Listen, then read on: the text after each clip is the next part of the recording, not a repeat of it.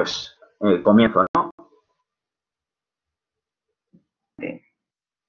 Lo dicho. Nada, pues por problemas técnicos vamos a realizarlo sin visualizar la presentación. Y bueno, vamos a ello. Vamos a hablar de los capítulos 2 y 3 del libro del socialismo de Engels, del socialismo utópico al socialismo científico, los capítulos 2 y 3 de este libro y del apéndice. Y bueno, pues en el capítulo 2, Engels comienza mencionando que junto a la filosofía francesa del siglo XVIII surge la moderna filosofía alemana. Y cuyo principal mérito es la restitución de la dialéctica como forma suprema del pensamiento. Engels considera que la filosofía moderna ha sido influida principalmente por los ingleses y por eso ha caído en la manera metafísica de pensar. Y a partir de aquí trata de explicarnos cuáles son los rasgos principales del método metafísico y el dialéctico.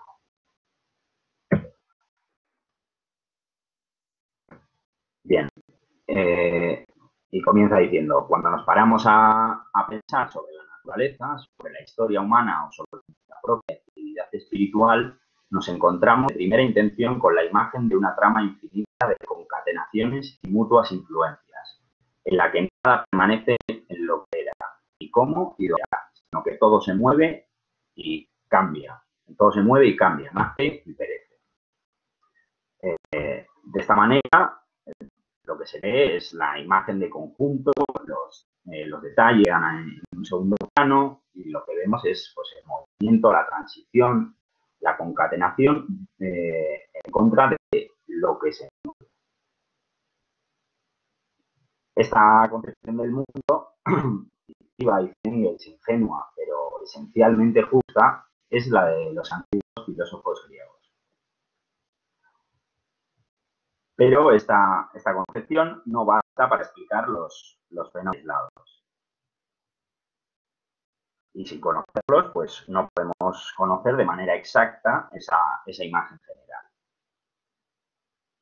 Para investigar estos detalles por separado necesitamos las ciencias naturales y la historia. Pero para desarrollar estas ramas por separado hay que acumular los materiales necesarios.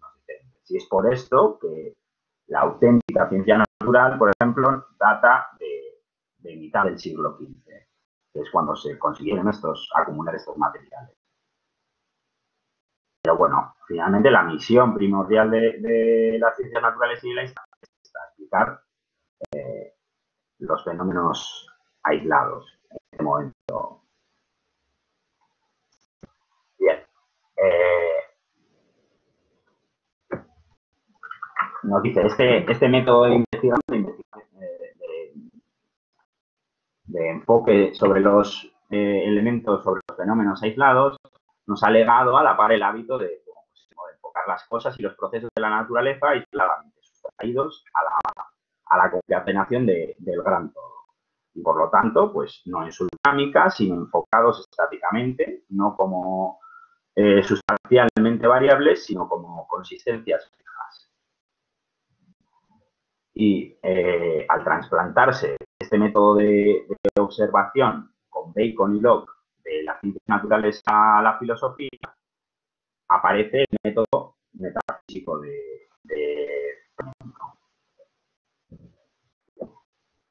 bueno, dice, para un metafísico los conceptos son objetos de investigación aislados, fijos, rígidos, uno tras otro, cada cual de por sí, como algo dado y perenne.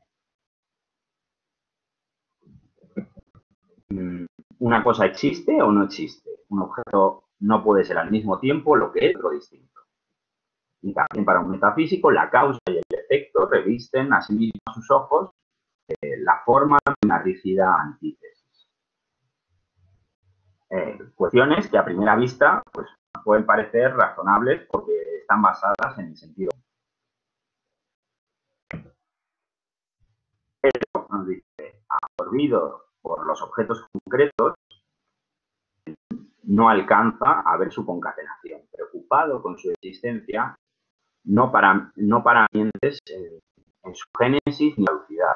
Concentrado en su estatismo, no advierte su dinámica.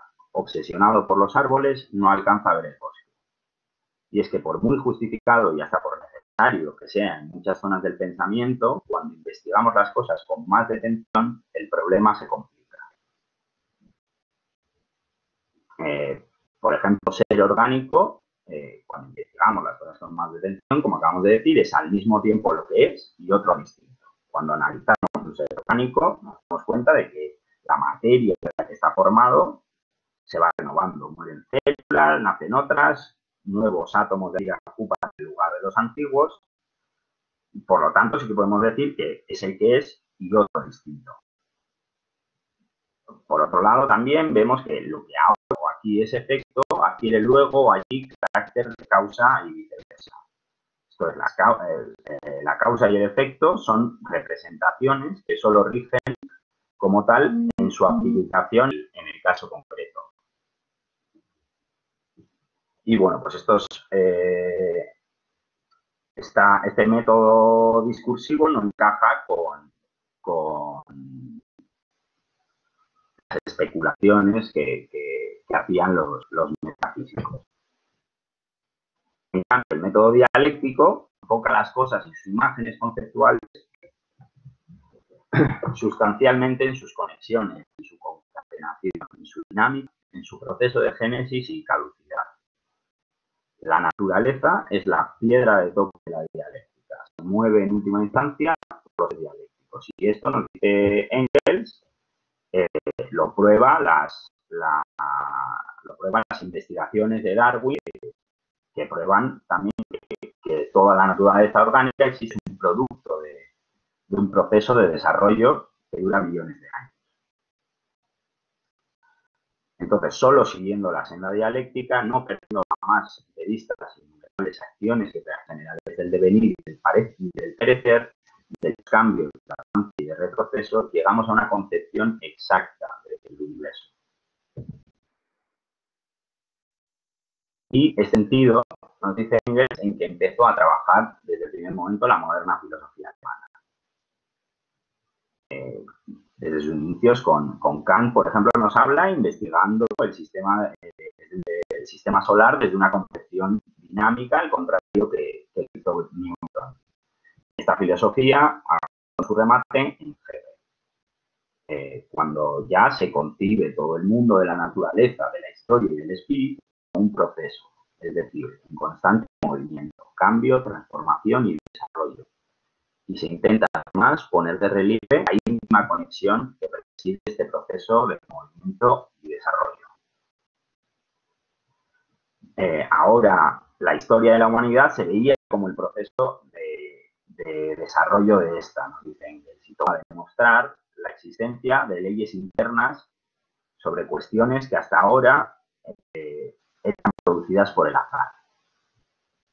¿Pero qué cuestiones limitaban el desarrollo de estas leyes a hacer?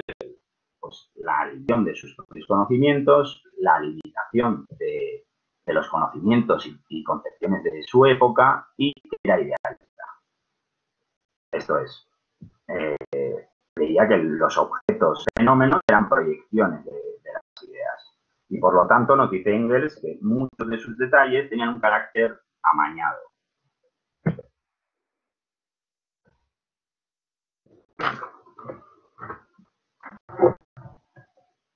Con el idealismo se volvía completamente del revés la concatenación real del universo.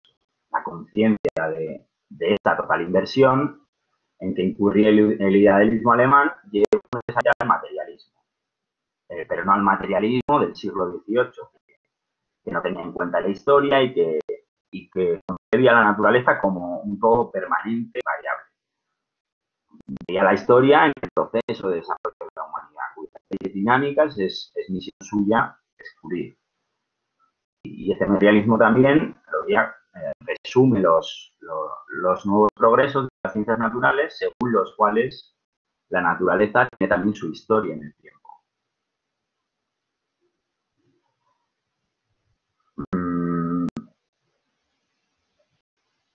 Vale.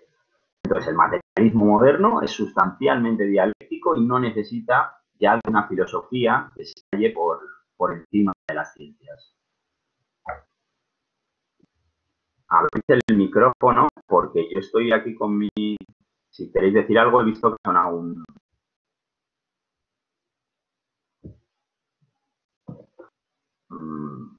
Bueno, continúo. Si queréis decir algo, abrid el micrófono porque no estoy en la propia plataforma, estoy con la aplicación. Entonces, pues acabamos de comentar que ya no se necesita una filosofía que se halle por encima de las demás ciencias, todo lo que queda en pie de filosofía, con existencia propia, nos dice Engels, es la teoría del pensar de sus leyes. Esto es la lógica formal y la dialéctica. Donde la lógica formal lo que hace es enseñar a pensar acertadamente observando las reglas de identidad, de no contradicción, de determinación y de demostración de consecuencia. Y estas se remontan a la época de Aristóteles.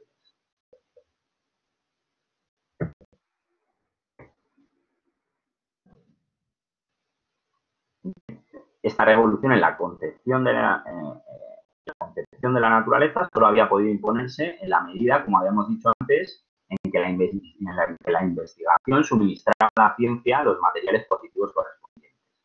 En cambio, en el enfoque de la historia, empujado por dos hechos. En 1831 estalló la primera insurrección obrera y en 1838 al 42 alcanza su apogeo el primer movimiento obrero nacional, el de los taxistas ingleses.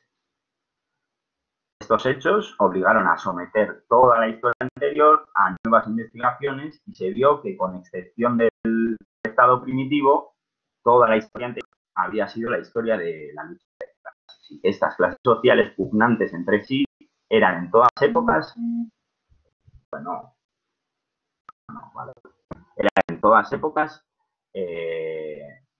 fruto de las relaciones de acción y de cambio, es decir, de las relaciones económicas de su época. Esto es, que la estructura económica de la sociedad en cada época de la historia constituye la base real cuyas propiedades explican en última instancia la superestructura. Entonces, en este momento, el idealismo quedaba desahuciado de su último reducto, de la concepción de la historia, sustituyéndolo una concepción materialista de la historia.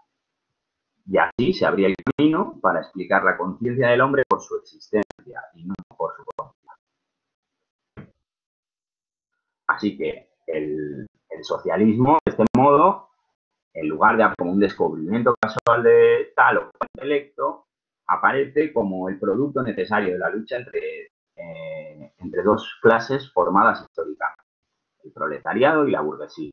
Además, su misión, en lugar de ser elaborar un sistema lo más perfecto posible de sociedad, pasa a ser la de investigar el proceso histórico económico del que por donde tenían que brotar estas clases y su conflicto, descubriendo los medios para la solución de este conflicto en la situación económica así creada. En cuanto al modo de producción capitalista, el socialismo antiguo, el utópico, no alcanzaba más que a repudiarlo lisamente como malo. No era capaz de indicar en qué consistía y cómo nacía la explotación. En cambio, este socialismo científico lo expone en sus conexiones históricas como necesario para una determinada época de la historia, demostrando con ello también la necesidad de su caída y, por otra parte, pone al desnudo su carácter interno oculto todavía. Este carácter interno oculto, a ver, sí, este carácter interno oculto que se menciona se puso de manifiesto con el crecimiento de la plusvalía. Descubrimiento que vino a revelar, pues bueno, que el régimen capitalista de producción y la explotación que de él se deriva tenían por forma fundamental la apropiación del trabajo no retribuido. El capitalismo cuando compra la fuerza de trabajo de su obrero por todo su valor, saca siempre de ella más valor que lo que le paga. Esta plusvalía es, en última instancia, la suma de valor de donde proviene la masa cada vez mayor del capital acaba en manos de las clases poseedoras.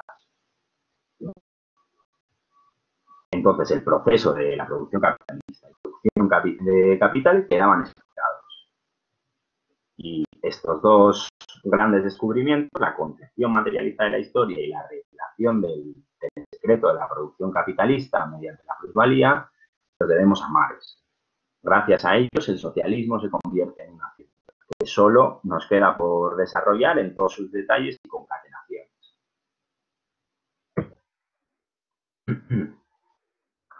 Bien, ahora Engels continúa comentándonos que la concepción materialista de la historia parte de la tesis de que la producción y tras ella el cambio de sus productos es la base de todo orden social. De esta distribución de los productos y junto a ella la división social de los hombres en clases o estamentos viene determinada por lo que la produce y cómo lo produce y el modo de cambiar sus productos. Y las últimas causas de todos los cambios sociales, las revoluciones políticas, vienen determinadas por transformaciones dadas en el modo de producción y de cambio, en la economía de la época que se trata. Lo que hay que hacer es, y deben buscarse, claro, en las causas, deben ser las causas, no deben buscarse las causas en las ideas de los hombres, como hacía la concepción idealista de la historia. Entonces, nace en los hombres la conciencia de que hay un momento en el que nace en los hombres esa conciencia de que las instituciones, nos dicen que las sociales vigentes son irracionales, injustas, que la razón se ha tornado sin razón y la bendición en plata. Y esto es debido a que en los métodos de producción y en las formas de cambio se han producido transformaciones con las que ya no corresponde o ya no concuerda el orden social. Y así, en las nuevas relaciones de producción, han de contenerse ya los medios necesarios para poner término a los males descubiertos. O sea, hay que descubrir estos medios en los hechos materiales de la producción. Estos medios para solucionar estos males de los que somos conscientes. Y aquí se hace la pregunta a Engels de cuál es en este aspecto la posición del socialismo moderno. Bueno, he pasado al capítulo 3 y lo he pasado de seguido, no he avisado en el momento en el que hemos pasado. Entonces se pregunta, ¿cuál es en este aspecto la posición del socialismo moderno? Y él mismo se responde diciendo, del mismo modo que haciendo un pequeño desarrollo, ¿no? Del mismo modo que en su tiempo la manufactura y la artesanía, que seguía desarrollándose bajo la influencia de la burguesía, chocaron con las trabas feudales de los gremios, hoy la industria, al llegar a un nivel de desarrollo más alto, no cabe ya dentro del estrecho marco en que la tiene cohibida el modo capitalista de producción. Las fuerzas productivas se desbordan ya la forma burguesa en que son explotadas. Y esto implica un conflicto entre las fuerzas productivas y el modo de producción. Un conflicto que, como remarcamos, existe en la realidad objetivamente fuera de nosotros. Y por lo tanto, en respuesta a la pregunta que se hace, nos dice el socialismo moderno no es más que el reflejo de este conflicto material en la mente, su proyección ideal en las cabezas, empezando por la clase que sufre directamente sus consecuencias, la clase obrera.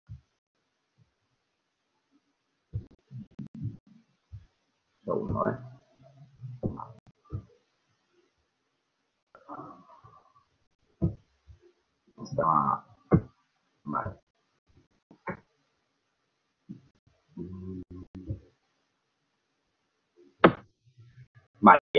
Y ahora se pregunta, ¿en qué consiste este conflicto del que hablamos? Que es el reflejo en nuestras cabezas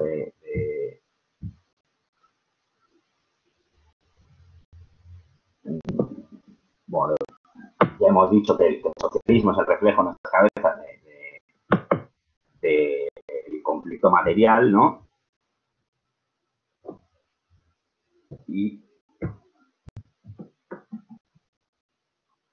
para averiguar en qué consiste este conflicto y cuáles serían los medios para solucionarlo, pues bueno, hace un desarrollo en el histórico donde va entrañando las diferentes cuestiones que aparecen a lo largo de la historia y cómo se va desarrollando a nivel económico, ¿no? Bien.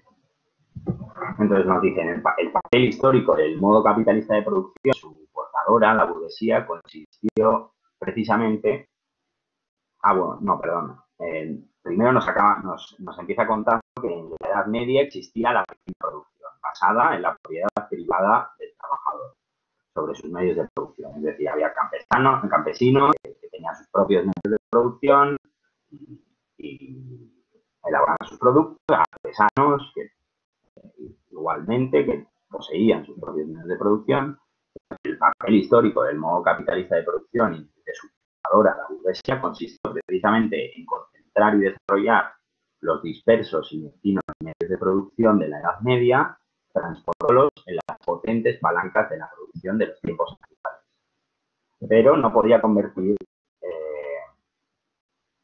esos primitivos medios de producción en poderosas fuerzas productivas sin convertirlas de medios individuales de producción en medios sociales.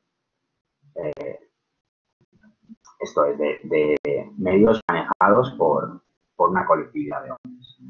Y así, de la muerte, el paso al metal mecánico, del martillo del herrero, nos dice al martillo movido por vapor, del taller individual a la fábrica, en el que cooperan pues cientos de obreros.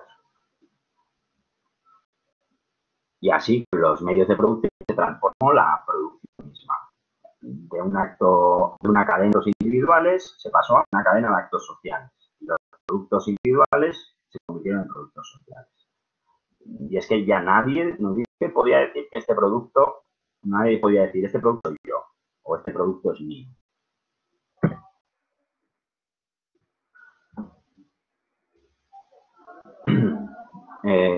Nos continúa desarrollando y nos dice que en la Edad Media existía la división social del trabajo sin sujeción a plan alguno. Es decir, cada productor individual satisfacía sus necesidades intercambiando lo que producía. De esta manera, la producción imprime a los productos forma de mercancía. En medio de esta división sin plan alguno de la que hablamos, pues imperaba en la sociedad, imperaba en el seno de la sociedad, se implantó la división planificada del trabajo en la fábrica. Al lado de la producción individual surgió la producción social. Y esta producción social acabó revolucionando el modo de producción.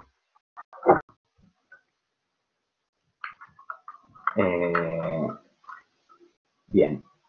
Y este nuevo modo de producción nació directamente ligado a ciertos resortes, ¿no?, de producción e intercambio de mercancías que ya venían funcionando. Estos son el capital social, la industria artesana y el trabajo asalariado.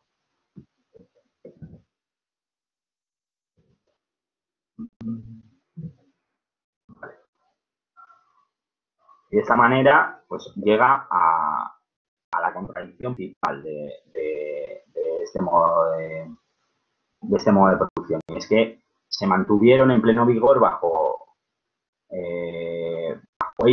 esta forma de producir, las formas de apropiación de la producción de mercancías.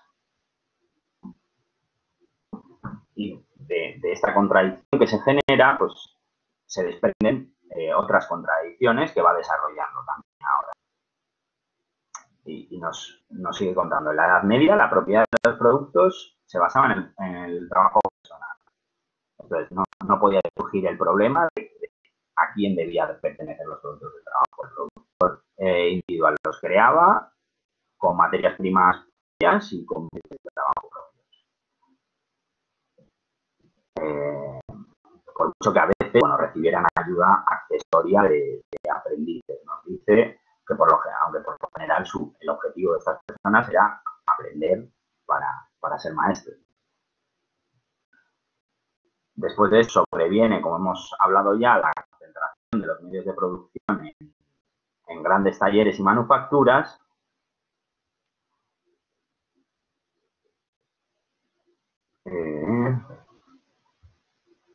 Y así la transformación en medios de producción realmente sociales, pero considerados como si siguiesen siendo lo que eran antes, medios de producción y productos individuales. Ahora el propietario de los medios de producción seguía apropiándose el producto, aunque este ya no es producto suyo, sino fruto exclusivo del trabajo ajeno. Los medios de producción y la producción se habían convertido esencialmente en factores sociales, pero sin embargo veíanse sometidos a una forma de apropiación que presupone la producción individual. Estas son un montón de contradicciones que se generan ¿no? Desprenden. Y es que bueno, hemos dicho, sin embargo, o sea, aunque la producción se había convertido esencialmente, o sea, los medios de producción se habían convertido esencialmente en factores sociales, sin embargo, se veían sometidos a una forma de apropiación que presupone la individual, la producción privada individual, perdón. Esta producción privada individual es aquella en la que, pues bueno, cada cual es dueño de su propio producto y acude con el mercado.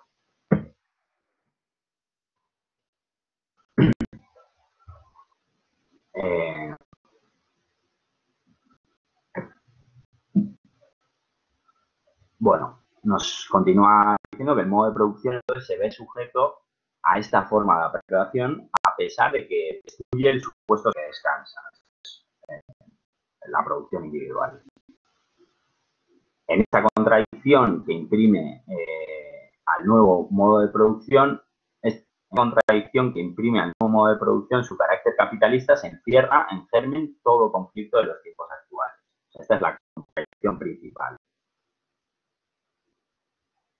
Y cuanto más el nuevo modo de producción se impone, desplazando a la producción individual, mayor es la evidencia con que se revela la incompatibilidad entre la producción social y la apropiación capitalista. Que remarcamos es la contradicción principal, esta incompatibilidad entre la producción social y la apropiación capitalista. Aquí en este momento Engels remarca en una nota que aunque la forma de apropiación no cambia, el carácter se lo hace, ya que la apropiación de un producto propio y menos pues, no son lo mismo. Esta cuestión, bueno, luego o ahora, no sé, cuando queráis, podemos incidir un poco en la cuestión de forma, carácter.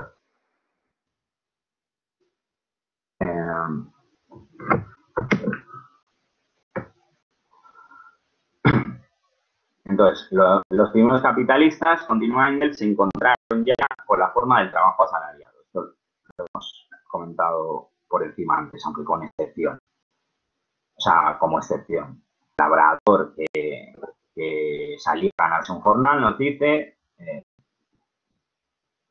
de tanto en cuanto, pues él mismo tenía un terreno con el que podía subsistir si las ponían mal.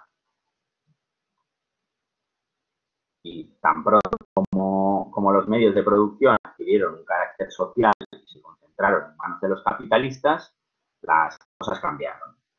Los medios de producción y los productos del pequeño productor fueron depreciándose hasta que no le quedó otra que colocarse a ganar un jornal pagado por el capitalista.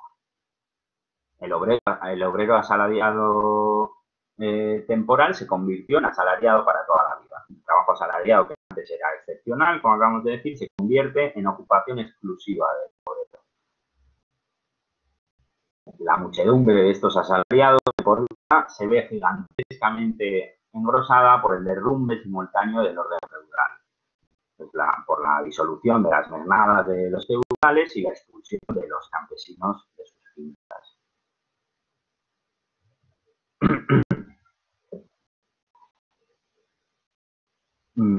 Entonces, donde Engels ve la contradicción entre la producción social y la apropiación capitalista, ve cómo esta contradicción se manifiesta como antagonismo entre el proletariado y la burguesía. Nos habla de que se realiza un completo divorcio entre medios de producción concentrados en manos de los capitalistas y de otros productores que no poseen ya más que su fuerza de trabajo. Es otra de las contradicciones que se desprende, es una de las contradicciones que se desprende de la contradicción principal.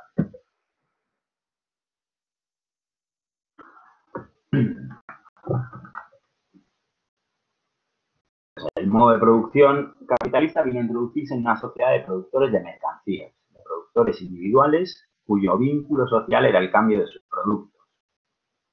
En ella, los productores pierden el mando sobre sus propias relaciones sociales. O sea, pues nadie sabe qué cantidad de artículos de la misma clase que los suyos se lanzaban al mercado, si podrá cubrir gastos, si va a conseguir venderlo, por lo tanto, impera la anarquía en la producción social. Pero así, toda forma de producción, nos dice Engels, tiene que tener sus leyes características, que en principio los productores ignoran, pero que con la experiencia pues revelando. Entonces toman cuerpo en la única forma de estas leyes, toman cuerpo en la única forma de razón social que subsiste, en el cambio, y se imponen a los productores individuales bajo la forma de leyes negativas de la competencia. Se imponen como leyes naturales ciegas que presiden esta forma de producción. El producto impera sobre el productor, nos acaba diciendo. Y continúa. Pues dice, en los primeros siglos de la sociedad medieval, la producción estaba destinada principalmente al consumo propio, a satisfacer las necesidades del productor y familia, y bueno, pues donde existían relaciones de vasallaje, a satisfacer las necesidades del señor. Pero no se producía mercado, no se producía intercambio. Esto en los primeros siglos de la sociedad medieval. Solo se empezó a producir mercancías cuando el productor consiguió crear un remanente de productos. Y este lanzado al mercado se convirtió en mercancía. Aunque sí que nos dice que los artesanos tuvieron que producir mercancías desde un inicio, pero ellos mismos obtenían los productos en general para su consumo. Tenían algún pequeño terreno y la producción para el cambio, la producción de mercancías, estaba en sus comienzos. Por eso el intercambio era limitado, el mercado reducido, el modo de producción estable. Frente al exterior imperaba el exclusivismo local y en el interior la asociación local, la marca en el campo y los gremios en las ciudades. De esta cuestión de la marca nos hablará de manera extensa en el apéndice.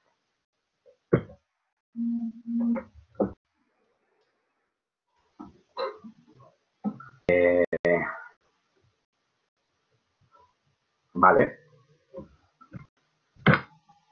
Entonces, al extenderse la producción de mercancías y sobre todo al aparecer el modo capitalista de producción, las leyes de producción de mercancías, que hasta aquí apenas habían dado señales de vida, entran en funciones de una manera franca y potente. De manera que las antiguas asociaciones pues tienen fuerza, ¿no? Los gremios, las antiguas fronteras desaparecen, los productores se convierten en productores de mercancías independientes y aislados. La anarquía de la producción social sale a la luz y se agudiza cada vez más. Y el instrumento para fomentar esta anarquía es la creciente organización de la producción con carácter social dentro de cada establecimiento de producción. Cuestión que es o sea, un instrumento que es inverso a la anarquía.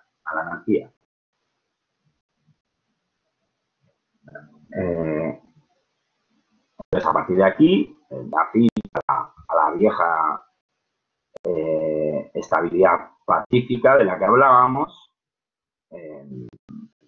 donde este tipo de producción, cuando se adueña de una industria artesana, la destruye. El terreno del trabajo se acaba convirtiendo en un campo de batalla.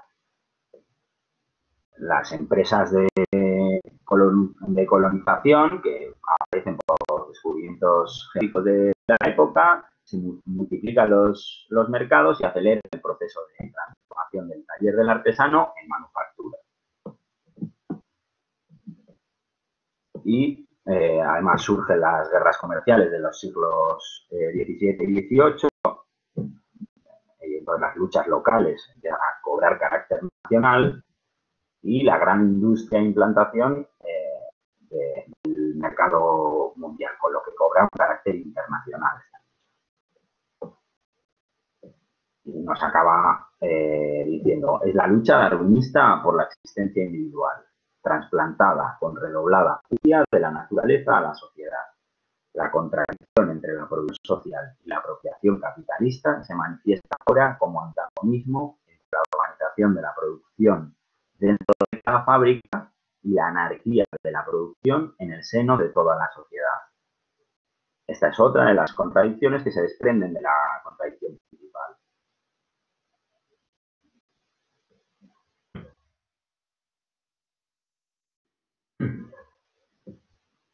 Entonces, el modo capitalista de producción se mueve en estas dos formas de manifestación de la contradicción inherente por sus mismos orígenes. Como hemos dicho, el japonismo, la organización de la producción dentro de cada fábrica y la anarquía de la producción en el seno de toda la sociedad y el antagonismo entre el proletariado y la burguesía.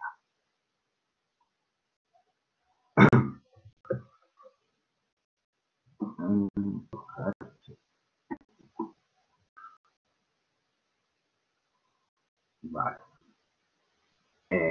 Y así la fuerza impulsora de la anarquía social de la producción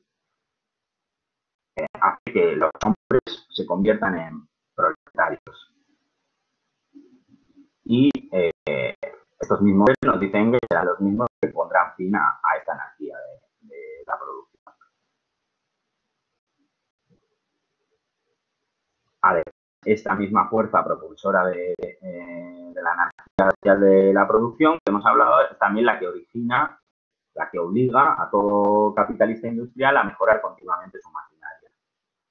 Con lo que, bueno, al final el aumento y la implantación de la maquinaria acabó obligando el desplazamiento de millones de obreros manuales por un número reducido de mecánicos y su perfeccionamiento, la eliminación de un número cada vez mayor de obreros de máquinas, con lo que se genera el ejército industrial de reserva, ¿no? Una masa disponible para momentos en los que la industria trabaja a todo vapor, pero que la crisis se ve lanzada a la calle.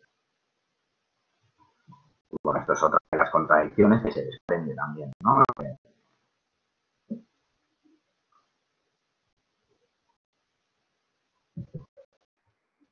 De la primera, de la principal.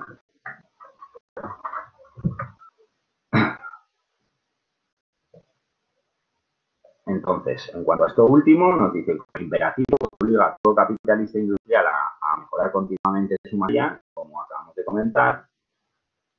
La maquinaria, se ha convertido en la arma más poderosa del capital contra la clase obrera. Es un de trabajo que arranca constantemente los medios de vida de manos del obrero, ocurriendo que el producto mismo del obrero se convierte en el instrumento de su esclavitud. y, y generando o implicando que el exceso de trabajo de unos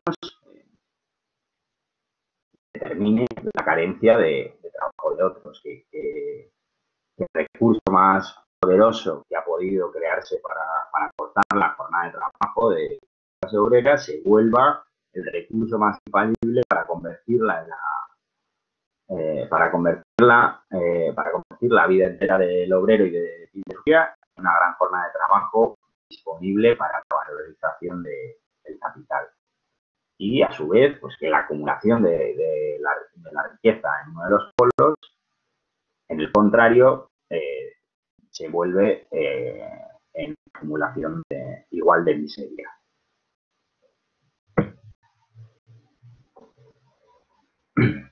La capacidad de perfección de la área moderna, llevada a su límite máximo, nos dice Engels, se convierte, gracias a la anarquía de la producción dentro de la sociedad, en un precepto imperativo que obliga a los capitalistas industriales, cada cual de por sí, a mejorar incesantemente su maquinaria, a hacer siempre más potente su fuerza de producción. Y no menos imperativo es el precepto en que se convierte para él la mera posibilidad efectiva de dilatar su órbita de acción. Estas dos cuestiones son imperativas o se vuelven imperativas en este modo de producción. Y este imperativo de dilatar su órbita de producción se convierte o es necesidad, nos dice Engels, cualitativa y cuantitativa de expansión. La expansión de los mercados no puede desarrollarse al mismo ritmo que la producción, por lo que al final la colisión se hace inevitable. El comercio se paraliza, los mercados sobresaturados de mercancías, los productos se estancan en los almacenes abarrotados, el dinero contante y el crédito desaparecen, las fábricas es una crisis nacida de la superabundancia, ¿no?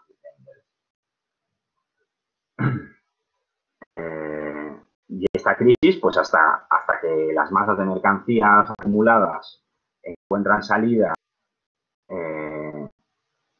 y la producción y el cambio van reanimándose, pues no acaba, ¿no? La circulación de mercancías queda por el momento paralizada y el modo de producción se revela contra el modo de cambio. Una contradicción más de las que se desprenden de esa contradicción principal.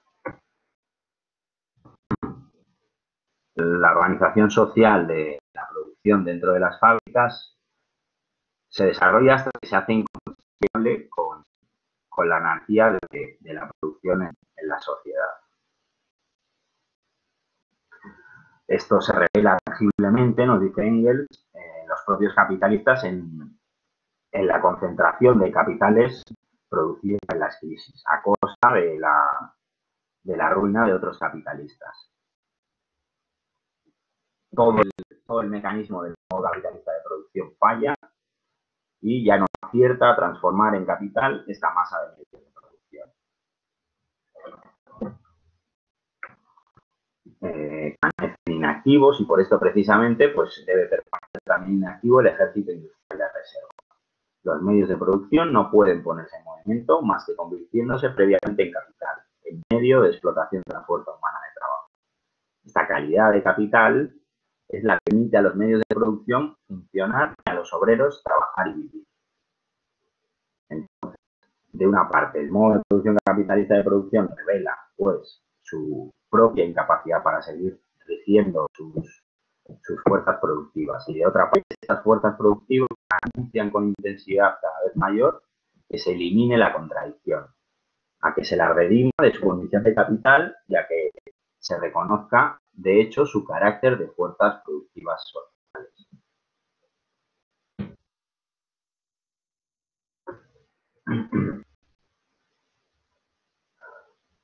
Vale. Esta necesidad de que se reconozca este su carácter social obliga a la propia clase capitalista a tratarlos cada vez más abiertamente como fuerzas productivas sociales, en el grado en que ello es posible dentro de las relaciones capitalistas.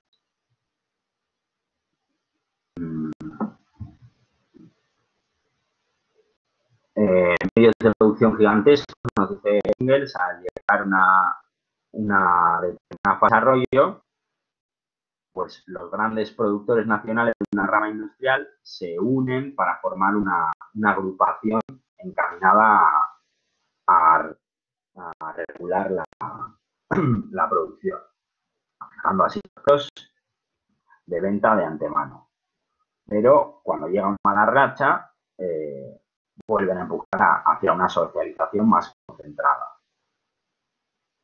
creándose grandes sociedades anónimas, donde toda la rama industrial se convierte en estas sociedades anónimas. Y más tarde, pues, en monopolios, ¿no? Donde la competencia interior se ha puesto a esta forma, al monopolio. Por lo tanto, la producción sin plan de la sociedad capitalista capitula ante la producción planeada y organizada. Pero aquí la explotación se hace tan patente que tiene forzosamente que derrumbarse. O sea, nos dicen que en ningún pueblo todavía una producción dirigida por los trusts, estas agrupaciones de empresarios, una explotación tan descarada de la colectividad por una pequeña cuadrilla de cortadores de cupones.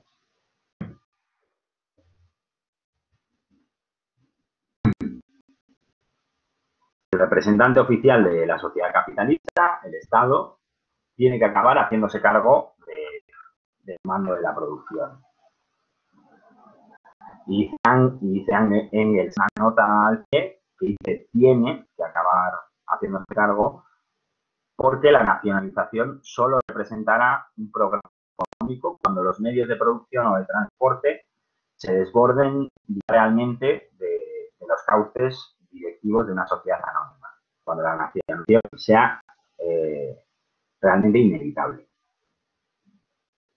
La necesidad a que responde esta transformación de ciertas empresas en propiedad del Estado empieza manifestándose en las grandes empresas de transportes y comunicaciones, tales como el correo, el telégrafo y los ferrocarriles.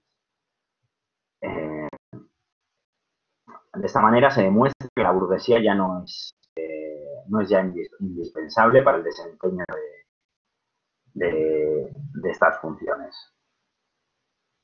Nos dicen que las funciones del capitalista a día de hoy pues corren a cargo de empleados a sueldo. Y de esta manera el modo de producción desplaza a los capitalistas igual que hacía con los obreros entre la población sobrante. La propiedad del Estado sobre las fuerzas productivas sí que dicen que no es, remarca, no es solución del conflicto, pero alberga ya en su seno el medio formal, el resorte para llegar a la solución. Entonces el Estado sigue siendo una máquina capitalista que sirve para defender los menesteres de esta clase. Y los obreros siguen siendo asalariados. La relación capital no se abole, sino que simplemente se agudiza. Y nos habla de que la solución pasa por reconocer de un modo efectivo el carácter social de las fuerzas productivas y, por lo tanto, armonizar el modo de producción, la producción y de cambio con el carácter social de los medios de producción. Esto es, que la sociedad tome los medios de producción, básicamente. Y de esta manera, el carácter social de los medios de producción y productos, si se vuelve contra los productores, será puesto en vigor con plena conciencia por los productores, evitando crisis periódicas y convirtiéndose en la palanca más poderosa de la producción.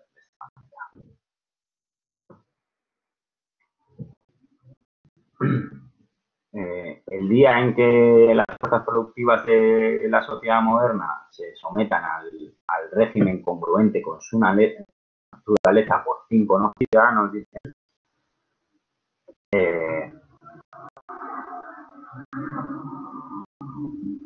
la anarquía social de la producción para ser la reglamentación colectiva y organizada de la producción acorde con las necesidades de la sociedad y de cada individuo.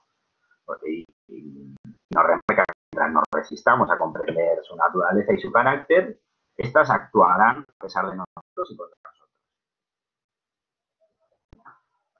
Pero si las comprendemos, pues podremos ponerlas a nuestro servicio. Y ahí pone varios ejemplos, pues como el de la electricidad, ¿no?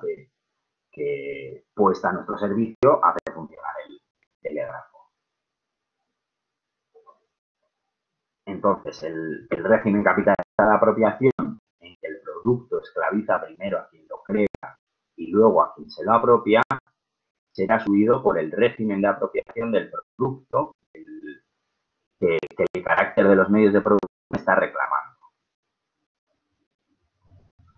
Que es, de una parte, apropiación directamente social como medio para mantener y ampliar la producción, y de otra parte, apropiación directamente individual como medio de vida y de disfrute.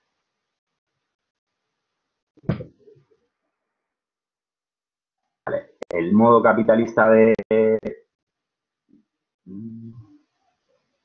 Vale, el modo capitalista de producción, al forzar cada vez más la conversión en propiedad del Estado de los grandes medios socializados de producción, señala ya por sí mismo el camino por el que esta revolución ha de producirse.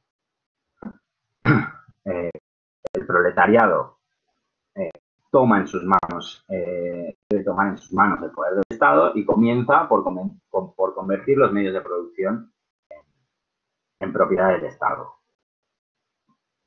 El Estado era el representante oficial de toda la sociedad, su síntesis en un cuerpo social visible, nos dicen, pero lo era solo como estado de la clase que época estaba toda la sociedad. El estado de los esclavistas en la sociedad antigua, la nobleza feudal, la sociedad feudal, el feudalismo y el de la China, ¿no? Este estado se convierta finalmente en representante de toda la sociedad, será por sí mismo superfluo. O sea, cuando no exista ninguna clase a la que haya que mantener sometida, cuando desaparezca la lucha por la existencia individual, pues no hará falta esa fuerza de represión. El gobierno se acaba diciendo, el gobierno sobre las personas es sustituido por la administración de las cosas y por la dirección de los procesos de producción. Pero el Estado no es abolido, sino que se extingue. La intervención de la autoridad del Estado en las relaciones sociales se hará superflua en un campo tras otro de la vida social y cesará por sí.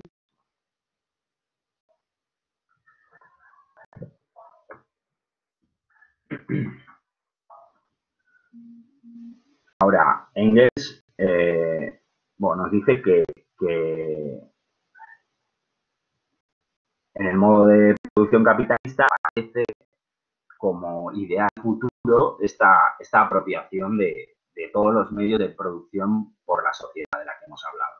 Pero que nos concreta que para que este progreso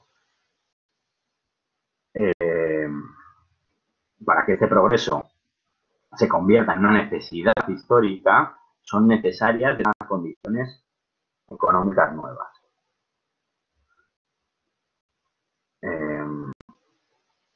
No basta con la voluntad de abolir las clases ni comprensión de las contradicciones. Y esto lo demuestra pues que la división de la sociedad en clases ya tuvo su razón histórica de ser y la tiene su razón histórica de ser, que viene condicionada por la insuficiencia de la producción, como explica. Pero esta será barrida cuando se desarrollen plenamente las modernas fuerzas productivas. Y, vale. Y nos dice Engels, pero es que a este punto nos dice ya se ha llegado. Ya se ha llegado y se demuestra con las crisis. La sociedad se asfixia enfrentándose a la contradicción de que los productores no tengan que consumir por falta de consumidores. La apropiación de los medios de producción y de los productos, por tanto, del poder político, del monopolio de la cultura y la educación espiritual por una determinada clase de la sociedad, no solo se han hecho superfluos, sino que además constituyen económica, política e intelectualmente una barrera levantada ante el progreso.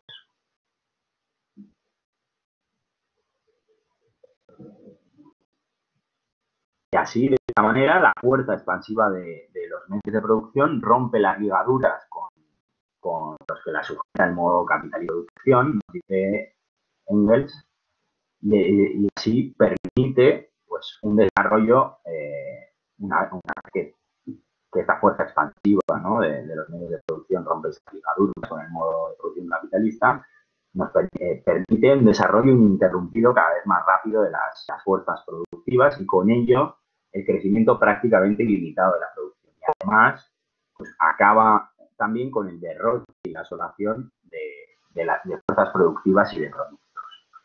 Esto es, se da la posibilidad, aparece la posibilidad de asegurar a todos los miembros de la sociedad, por medio de un sistema de producción social, la satisfacción de sus necesidades materiales y garantizar también el desarrollo y ejercicio completo de las capacidades físicas y espirituales.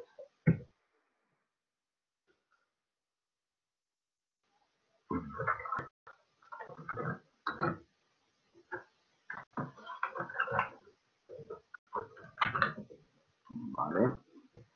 Entonces, por último, para acabar este capítulo, nos dice la propia existencia social del hombre, que hasta aquí se le enfrentaba como algo impuesto por la naturaleza y la historia, es a partir de ahora obra libre suya. Solo desde entonces, este comienza a trazarse su historia con plena conciencia de lo que hace.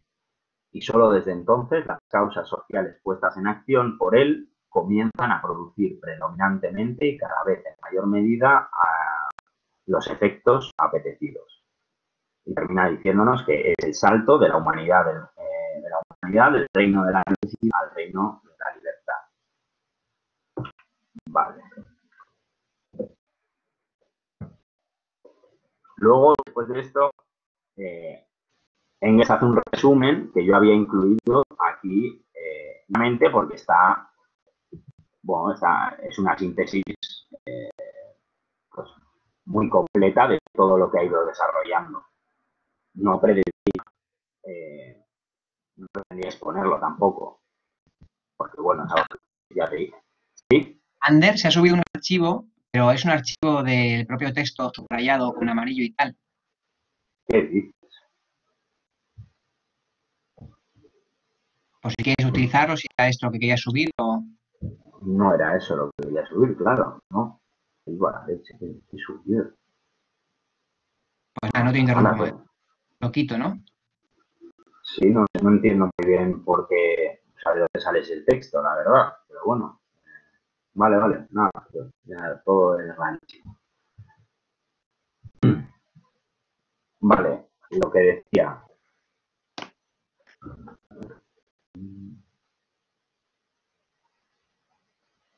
No sé cómo lo veis porque se ha hecho bastante tarde. O sea, ahora vendría, yo os digo, está el resumen este que hace Engels, que como os digo, no pensaba comentarlo porque lo había introducido íntegramente del libro, porque está, pero bueno, que si queréis lo voy comentando también, en resumen, como digáis. Y luego está el tema de la marca, del apéndice. No sé qué pensáis. Ha pasado hora y media desde la supuesta hora de comienzo del seminario, entonces vosotros diréis, ya os digo, está el tema del... Qué pena. como digáis. Yo personalmente no tengo problema en seguir. Muy bien.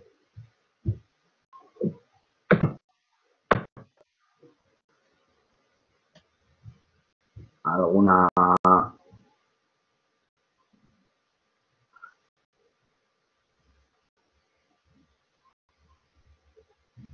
Vale, pues nada, También sigo. Entonces, si tú lo ves muy adecuado, o sea, si quieres también se podría acabar ahora el resumen y si quieres dejarlo de la marca para el próximo día, pues no, como tú yo lo digo, consideres. pues si salen, la verdad es que ha sido, bueno, eh, no sé si saldrán ahora aquí cuestiones que podamos debatir. Claro, es que si se debate un poquito, ya nos vamos a las 2 horas.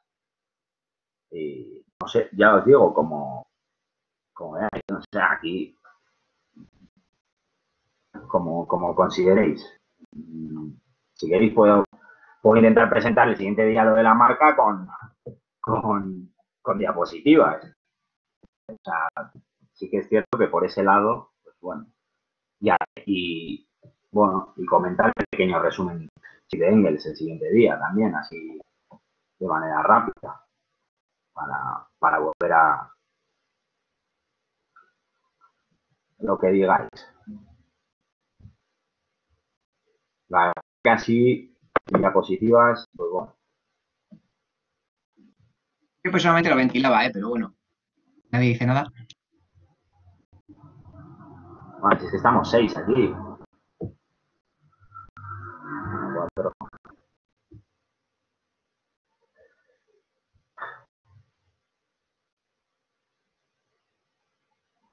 Venga, pues nada, pues lo quito ya, eso es, hecho.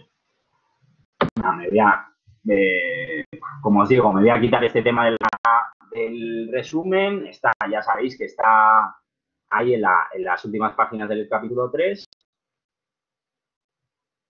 Eh, entonces, pues bueno, pues no.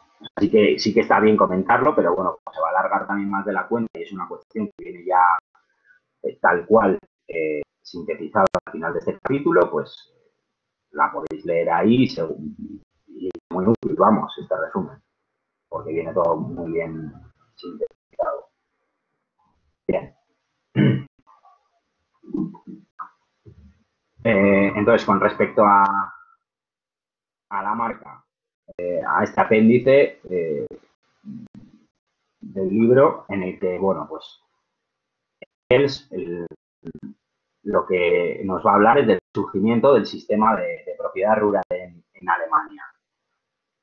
Y, y bueno, y lo que empieza haciendo es dar un breve boceto histórico de las condiciones agrarias primitivas de las tribus germanas. Y nos dice de las cuales han sobrevivido trazos hasta la actualidad y han afectado al conjunto de la vida pública a lo largo de la Edad Media en Alemania, en el norte de Francia, en Inglaterra y en Escandinavia. Nos continúa diciendo, los hechos fundamentales que surgieron espontáneamente gobiernan la historia primitiva de todas o casi todas las naciones. Uno es el agrupamiento de la gente de acuerdo al parentesco y el otro la propiedad primitiva del suelo.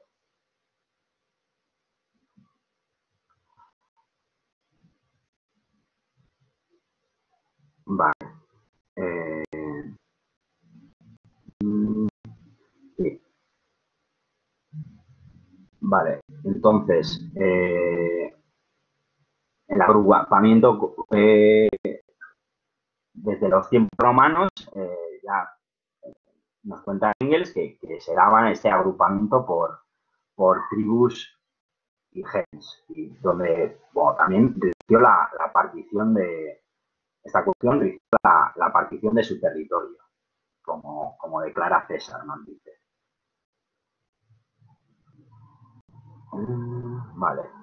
Y al asentarse en una zona, un área, era asignada a cada uno de los grupos que más estrechamente emparentados estaban.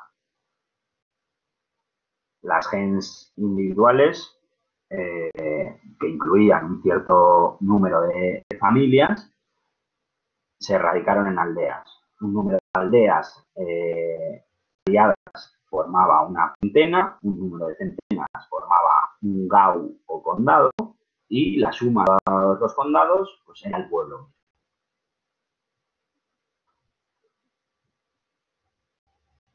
Vale. La tierra que no era tomada en posesión por la aldea quedaba a disposición de la centena y así sucesivamente hasta el pueblo. Esto es la tierra que no era tomada en posesión por la centena, pues quedaba a disposición del condado, y la que no era tomada a disposición del condado, pues quedaba a disposición del. Y esto es una cuestión, nos dice Engels, que hallamos en Suecia. Estos estadios de la propiedad común se hallan, los podemos hallar en Suecia, nos comenta Engels. En Alemania, el rápido incremento de la población condujo al establecimiento de una cantidad de aldeas hijas de la marca, es decir, en la vasta extensión de tierras nada a cada aldea madre individual. Estas aldeas hijas formaban una sola asociación de marca con la aldea madre, sobre la base de derechos iguales o restringidos. Pero estaban subordinadas a federaciones de marcas de la centena, el condado y finalmente del pueblo. Y bueno, al final la marca administraba la tierra común y actuaba como corte suprema.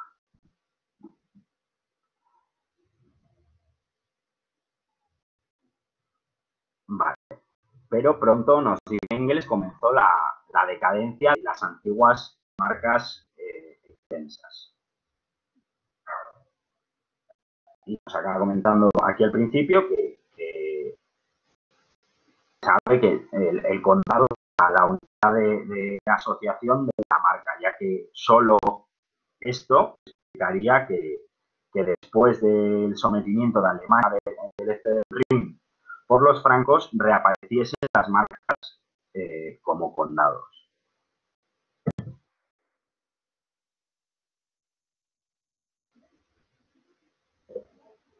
Nos continúa diciendo que en tiempos del César los suevos cultivaban sus tierras en común, y que por analogía con otros pueblos se puede dar por cierto que las gens individuales cultivaban la tierra que les fuera asignada y la intercambiaban de un año a otro, dividiendo los productos entre las familias.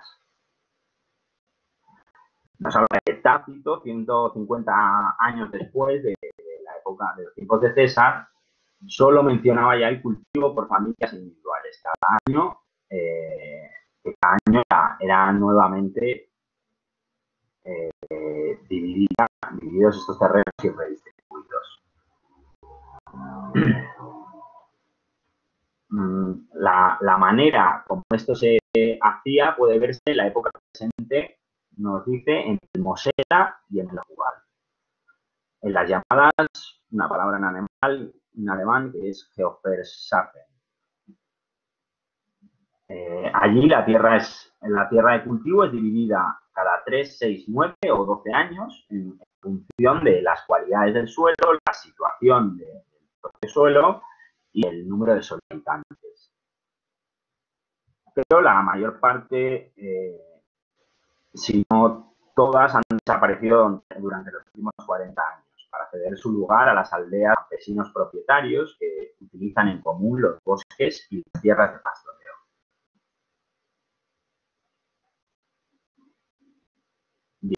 La primera porción de tierra, continúa diciendo que pasó a ser propiedad privada de los individuos, era aquella en la que se levantaba la casa.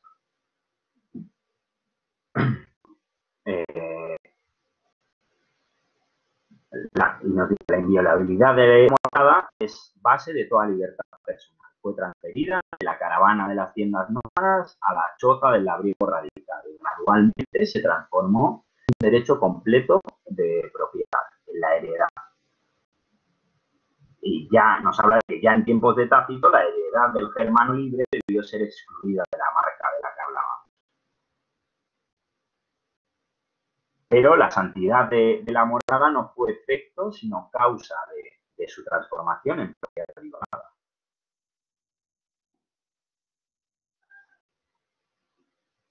Eh, 400 o 500 años después de Tácito, de acuerdo con las leyes Barbarorum, que nos habla de que son codificaciones del derecho consuetudinario tribal de los germanos, las tierras de cultivo eran también la propiedad eraria, aunque no absoluta, de los campesinos individuales, que tenían el derecho de disponer a ella para la venta o cualquier otro medio de transferencia.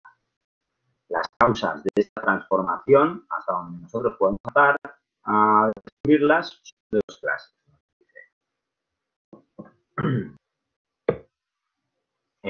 Primeramente, que también existía propiedad hereditaria en lugares donde la naturaleza del lugar lo imponía. Entonces nos habla de angostos valles, estrechas y planas elevaciones entre pantanos, donde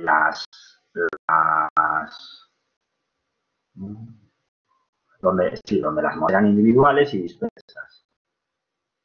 Y tenían, pues bueno, su campo correspondiente. Entonces, la redistribución periódica de las tierras de cultivo resultaba en estos casos casi imposible. Cuando el derecho a disponer a la heredad por transferencia a una tercera persona adquirió importancia, aquellos que eran propietarios libres de sus campos se hallaron en una posición ventajosa de esta manera.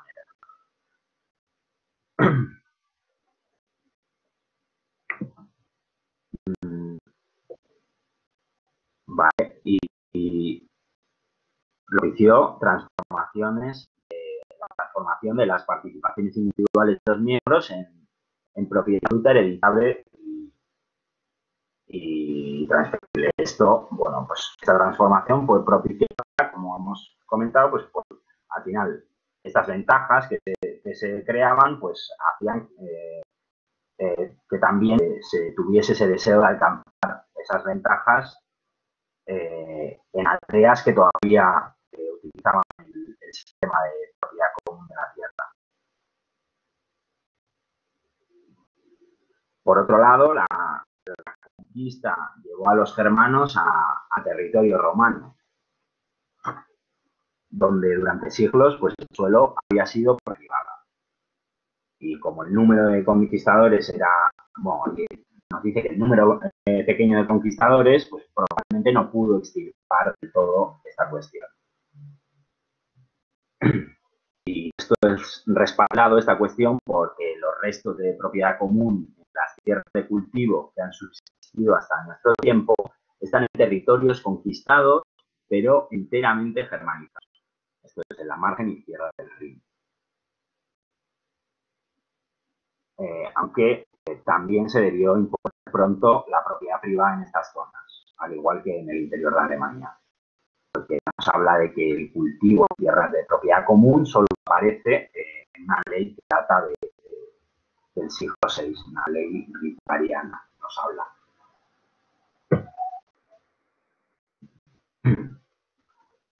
Los conquistadores alemanes, continúa Engels, adoptaron la propiedad privada en campos de cultivo y de pastoreo, pero introdujeron un sistema germano, su sistema germano de la marca, con la posesión común en común de bosques y praderas y el dominio superior de la marca en lo que respecta a la tierra repartida.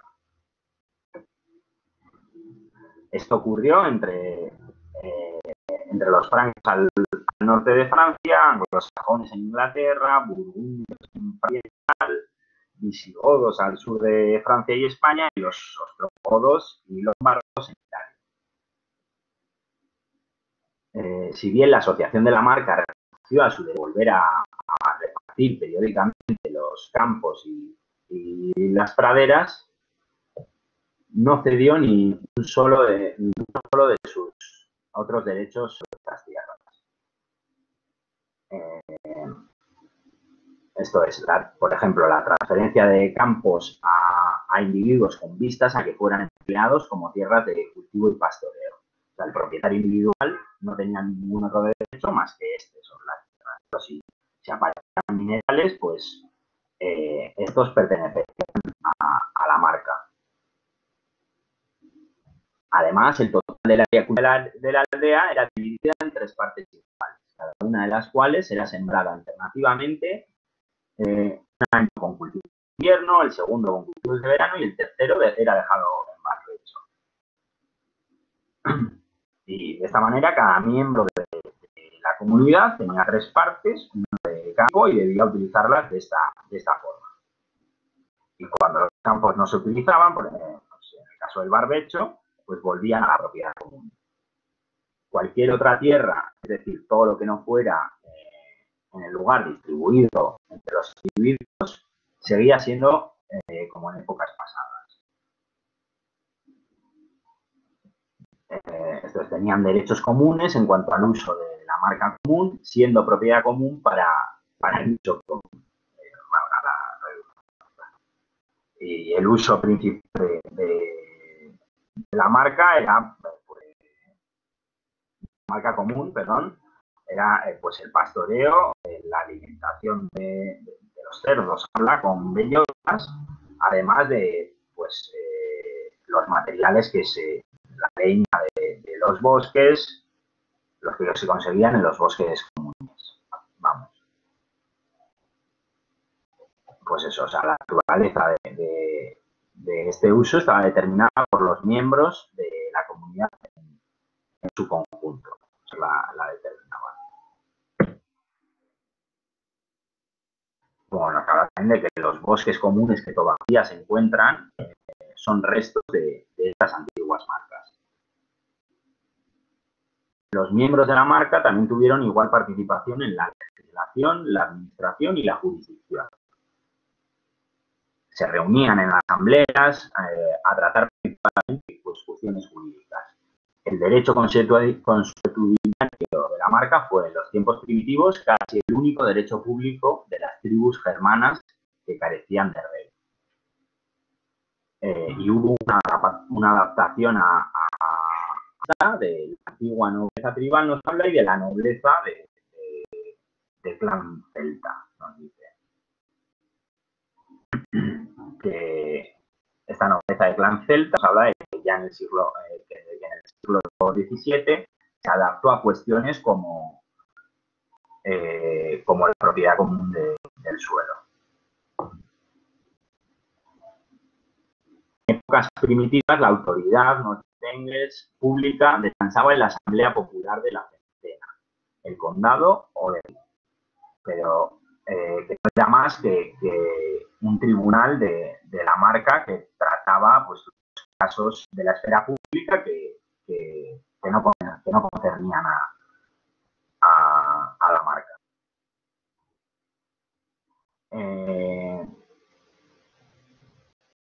Vale, ya con Carlomagno, en sus tribunales de condado, pudo introducir el juicio mediante sofen, que eran asesores seculares designados por el magisterio real, en lugar del juicio por toda la Sala Popular, como se había hecho antes.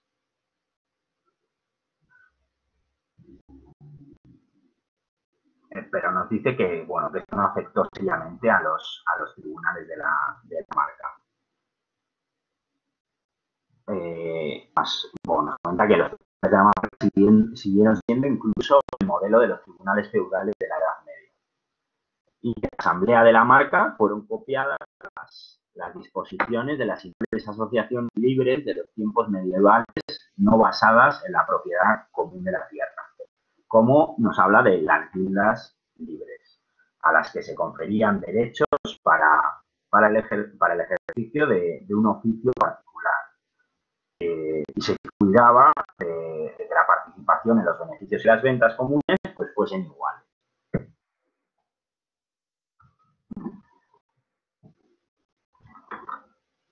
Durante toda la Edad Media, las villas habitadas por campesinos, ahora convertidos en siervos o en el mejor de los casos, en arrendatarios dependientes, no dejaban de de organizarse según los lineamientos de la antigua marca, a despecho de las intrusiones noticiosamente de los señores feudales. Se extinguió esta cuando la casa salida de las tierras campesinas, tanto las privadas como las comunes, había sido escamoteada por los nobles y los clérigos, con la ayuda de buena gana por los príncipes. Pero solo se tornó económicamente anticuada, incapaz de perdurar como la organización social prevaleciente en la agricultura, cuando los grandes progresos en la labranza durante los 100 años pasados hicieron de la agricultura una ciencia y condujeron a sistemas enteramente nuevos en su práctica. El socavamiento de la organización de la marca comenzó poco después de la conquista del Imperio Romano, nos dice Engels. Los reyes francos tomaron posesión de los inmensos territorios que pertenecían al pueblo en su conjunto y los repartieron entre sus generales, artesanos, obispos y abades. Lo que luego se dio en propiedad de los nobles y de la iglesia. Ya en época de Carlomagno, el campesino propietario libre de la tierra fue reducido a una situación de dependencia que le imponía el pago de tributos y prestaciones y servicios. Esto fue debido a las interesantes guerras de Carlomagno y de sus sucesores, que tenían como consecuencia por la confiscación de tierras y que arruinaron a muchos campesinos, por lo que acabaron muchas veces buscando protección de algún señor. Y también pues, fue como consecuencia de la propia codicia de señores y de la iglesia, esta reducción a la situación de dependencia por tributos y prestaciones de servicios. Cuando un gran terrateniente, ya fuese clerical o laico, se apoderaba de la propiedad de un campesino, adquiría al mismo tiempo los derechos que dentro de la marca correspondían a la propiedad. Esto es, eran miembros de la marca.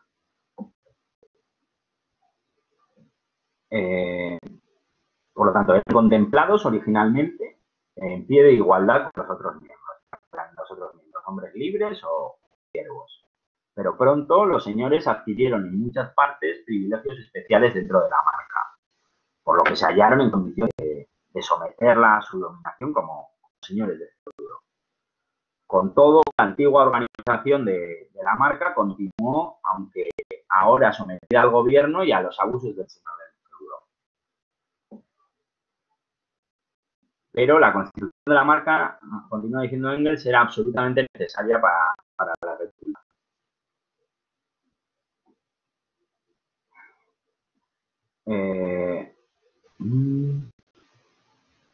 Vale, y nos dice que desde el siglo XII, las zonas colonizadas de Silesia, la gente se radicó en las aldeas, en las tierras de los señores, de acuerdo al derecho germano, es decir, según la antigua ley de la marca.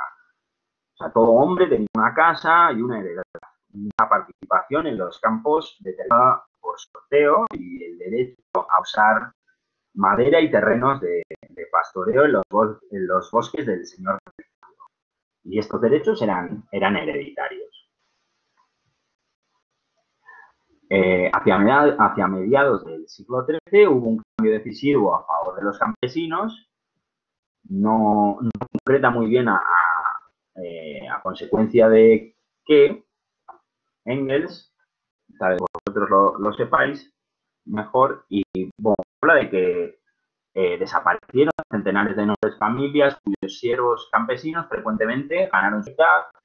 Por otra parte, pues, las necesidades de los terratenientes que quedaron, pues aumentaron. Y como el método de cultivo de la tierra pues, seguía siendo exactamente igual que el de pasadas, un aumento en los ingresos del señor del feudo solo podía ser obtenido comprando nuevas tierras y fundando nuevas aldeas. pero esto solo resultaba posible mediante un amistoso acuerdo con los colonos, ya pertenecieran a la propiedad o fueran extranjeros. Por lo que finalmente la situación favorable de los nuevos colonos influyó a su vez sobre la condición de sus vecinos, los siervos. De modo que también estos, en todo el norte de Alemania, si bien continuaron con vicios para el señor del feudo, recibieron su libertad personal. Solamente los campesinos esclavos y lituanos no eran libres. Nos completa.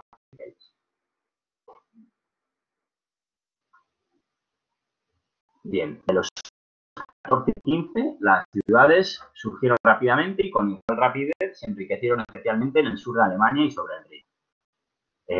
Nos dice, la vida pródiga de los patricios urbanos despertó la envidia de los hidalgos rurales, y para conseguir esa vida de lujo, pues necesitaban dinero, y solo los campesinos podían proveerles de él.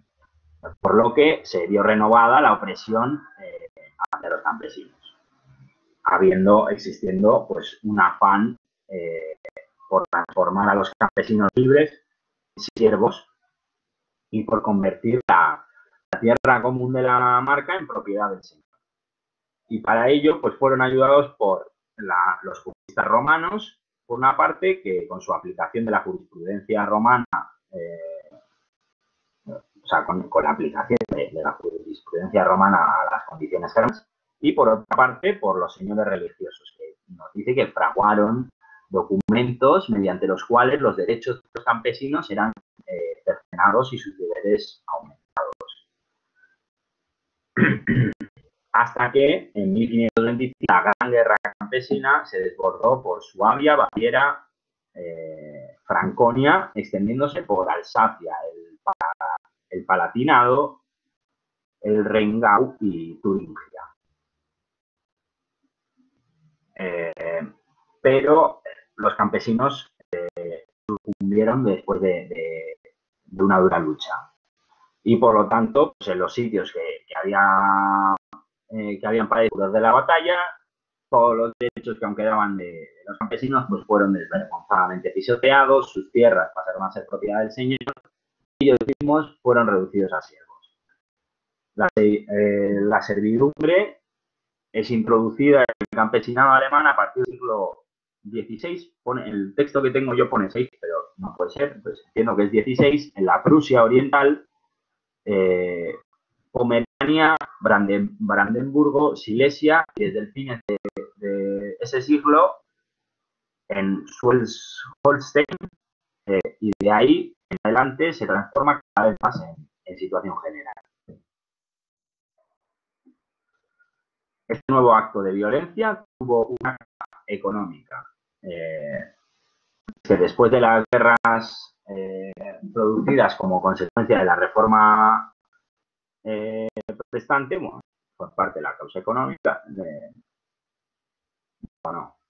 este nuevo acto tuvo una causa económica, y de las guerras producidas como consecuencia de la reforma protestante, al final solo los príncipes alemanes habían ganado un gran poderío. Parte de los campesinos en este momento fueron despojados, es decir, desalojados, perdón. Es decir, se les expulsó resueltamente o se degradó a nivel de hombres que no tenían por morada más que una choza con una pequeña porción de tierra de jardín, mientras que el terreno perteneciente a su libertad era convertido en parte de los dominios de su señor, y para ser cultivado por hombres reducidos a la misma condición que él, o por los que aún seguían sometidos al trabajo de la corvée. Esta corvée también aparece mencionada anteriormente y es una especie de servidumbre. Tampoco sé si alguno puede concretar un poco más en qué consiste exactamente. Pero bueno, nos continúa diciendo que el periodo capitalista se anunciaba en los distritos rurales como el periodo de la industria agrícola en vasta escala, basado en el trabajo de corvée, de nuevo, de los serbios. Después llegó la... a ver. Vale, sí. Después llegó la Guerra de los 30 años. En esta época nos habla de que se extendieron el incendio y el saqueo, la violación y el asesinato. Y al llegar la paz, el que quedaba en situación más lastimosable, de nuevo, pues era el campesino. El noble terrateniente ahora era el único señor de los distritos rurales.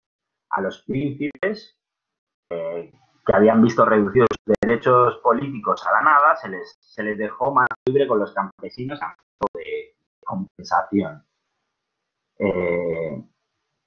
Entonces, el desalojo de los campesinos prosiguió en vasta escala y de manera sistemática. Fue introducida la corvée ilimitada, que habla en la que el noble estaba en condición de poder ordenar que el campesino con su familia, su ganado, trabajaran para tan frecuente y tan prolongadamente como quisiera, y el señor feudal recibió el derecho a la jurisdicción patrimonial, es decir, fue designado el juez exclusivo de todos los casos de ofensas y disputas entre campesinos. Después de esto llegó la Revolución Francesa. Con la Revolución Francesa, pues bueno, la situación del campesinado en principio mejoró, desapareció el servicio de la corvée, los tributos de toda especie debidos al señor feudal, juntamente con el señor feudal mismo. El campesino de la ribera izquierda del Rin era ahora el dueño de su tierra. En el Código Civil redactado en la época de la elección, recibió un código de leyes adaptado a sus nuevas condiciones. Pero, en gran extensión, nos dice Engels, y durante largo tiempo esto no quedó más que en el papel.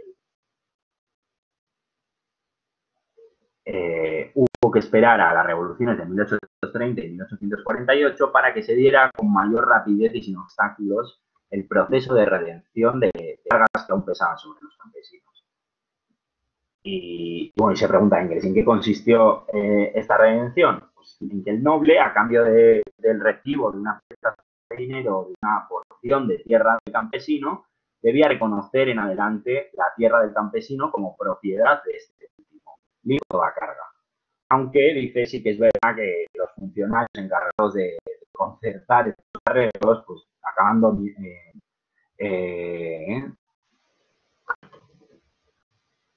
bueno, siempre estaban del partido de los señores. Por lo tanto, pues los campesinos acababan siendo defraudados en muchas ocasiones.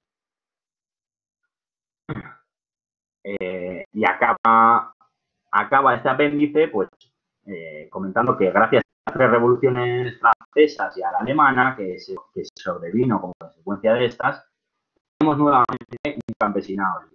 Pero dice Engels, pero cuán inferior es la posición de nuestro campesinado libre de hoy comparado con la del miembro libre de la marca en el tiempo antiguo. Y habla de que su heredad a tiempo de hoy es generalmente mucho menor y las zonas comunales son muy pequeñas. Estos campesinos libres modernos aparecen en Alemania en una época en que la agricultura científica y la maquinaria agrícola recién inventada hacen del cultivo en pequeña escala un método de producción que resulta cada vez más anticuado, menos capaz de venir a las necesidades de la vida. De igual modo que el hilado y el tejido a máquina han reemplazado al torno de hilar y al telar a mano. Así, nuevos métodos de producción agrícola deben reemplazar al cultivo de la tierra en pequeñas porciones por la propiedad rural en gran escala, a condición de que se consume el tiempo necesario para ello. La agricultura europea está siendo derrotado por la competencia americana. La agricultura, en lo que a Europa concierne, solo resultará posible si se practica según los lineamientos socialistas y para beneficio de la sociedad en su conjunto.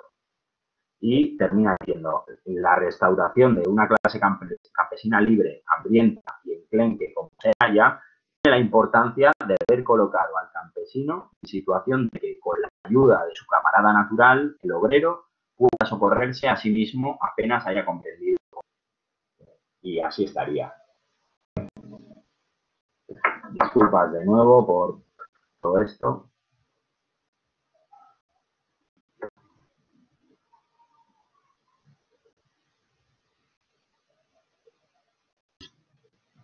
Bueno, pues nada, ese ha sido el tema de Internet. Madre mía. Pues, Bueno, pues hay un mogollón de temas, ¿no? De que hablar, porque el texto da para largo. Hay una cosa que, si algún día en el seminario, bueno, si algún día llegamos a hacer un taller sobre dialéctica o tal y cual, a mí me parece interesante hay un puntillo en el que Engels habla de dos obras maestras de la dialéctica, ¿no? Eh, Está bien, bueno, pues si fuésemos a trabajar algún día el tema, pues igual estaría bien leerlas para indagar. Esa obra de Rousseau y otra de Diderot, Ajá. sin Hombre, más. parece que Engels tiene una eh, divulgativa, pero vamos, decir que Diderot o Rousseau es dialéctico me parece un exceso. O dice que grandes filósofos dialécticos a Descartes, no creo yo que sea especialmente dialéctico. Decimos la lógica formal de pero la lógica formal no es dialéctica. Entonces, bueno, es un intento de ampliar el campo de alianzas desde un punto de vista filosófico un poco, no sé, excesivo, me parece.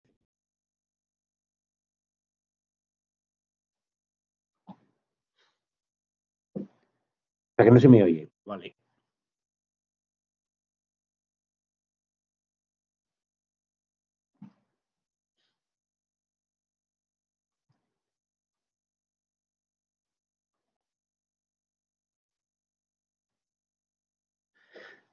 En esta, ¿se me oye? En esta segunda parte me parece que el amigo demuestra lo que él mismo dice. ¿Se me oye? Sí, ahora sí, ahora sí. Esto es que el análisis dialéctico implica que solamente es posible pensar la realidad cuando la realidad ha madurado. De modo que Engels en varios momentos anota o prevé, eh, intuye nuevas realidades que en su época, ya en los años 80 del siglo XIX, forman parte de las transformaciones que están teniendo lugar, pero como todavía no se han consolidado, las consecuencias que saca son demasiado optimistas, ingenuas o como lo queramos llamar. Por ejemplo, por ir al último párrafo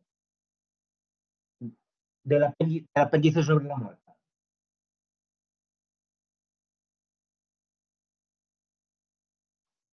Decir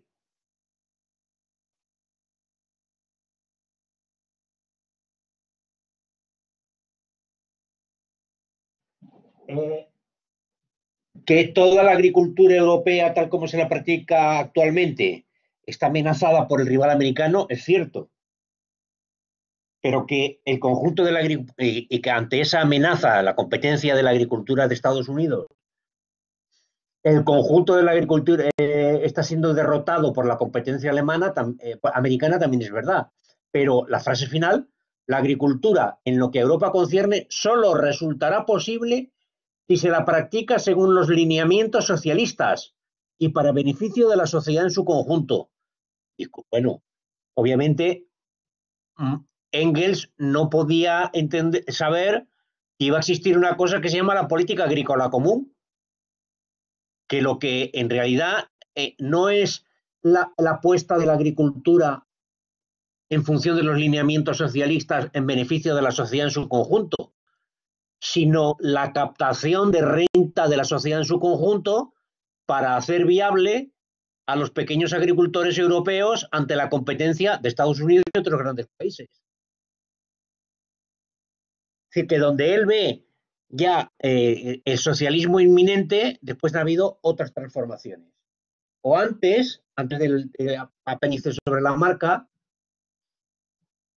cuando dice que eh, eh,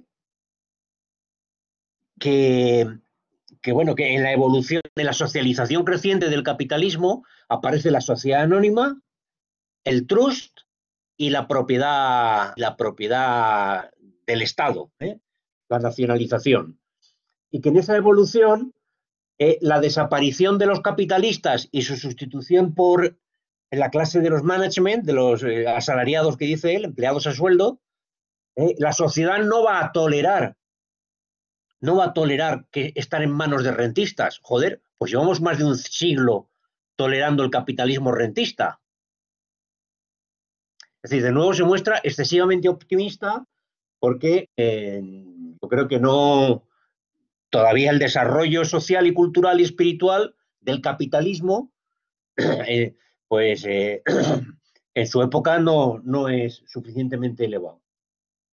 Y luego me parece también interesante lo que señala respecto al Estado. Esto parece una especie de resumen de la teoría del Estado de Lenin, en el Estado y la Revolución. Pero al mismo tiempo plantea de nuevo otra ingenuidad. Dice, la apropiación de los medios de producción y de los productos, y por tanto, del poder político, del monopolio de la cultura y de la dirección espiritual por una determinada clase de la sociedad. Esta frase es muy interesante,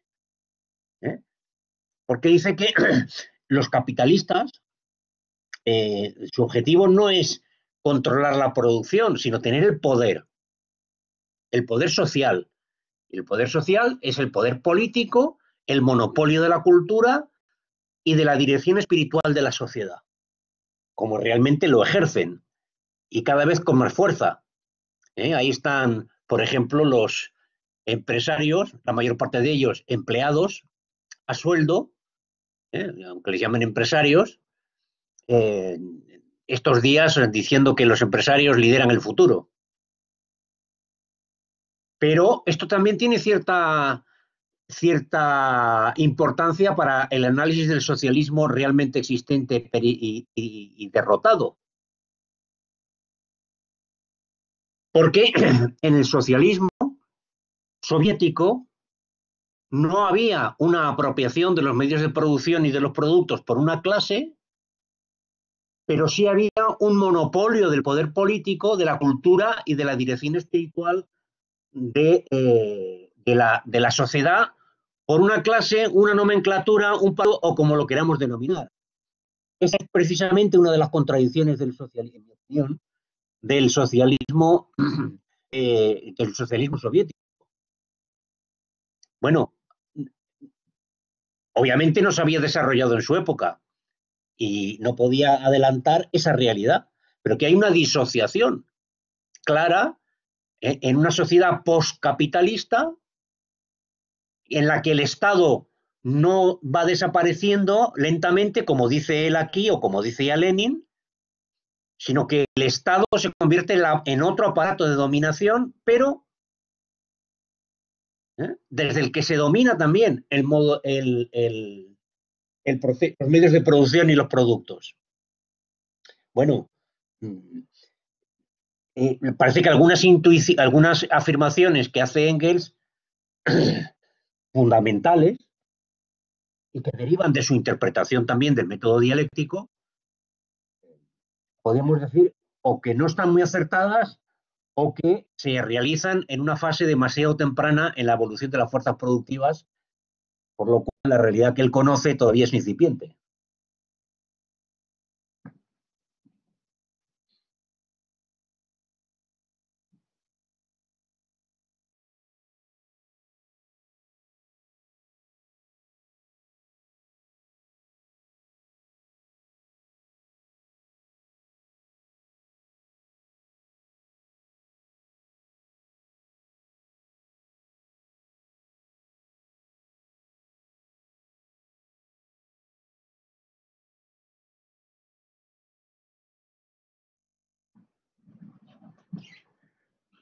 ¿Alguien más quiere hacer algún comentario?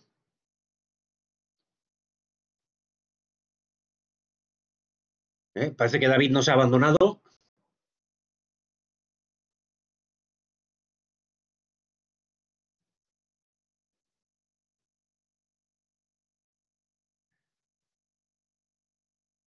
Pues nada, Ander, te toca cerrar la sesión.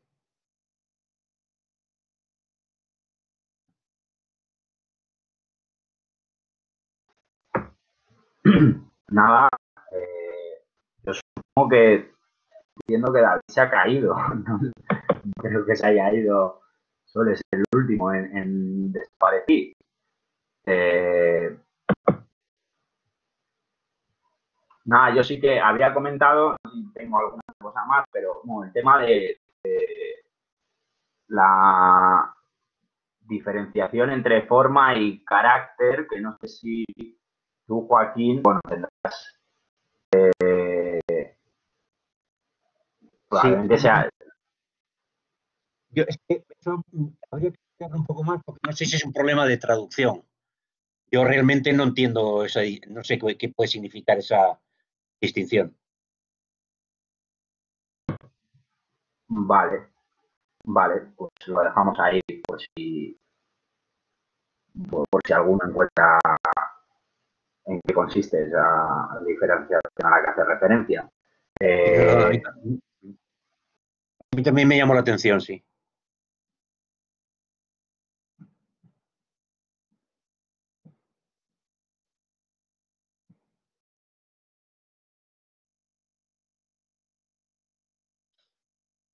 Bueno, pues nada, terminamos, ¿no?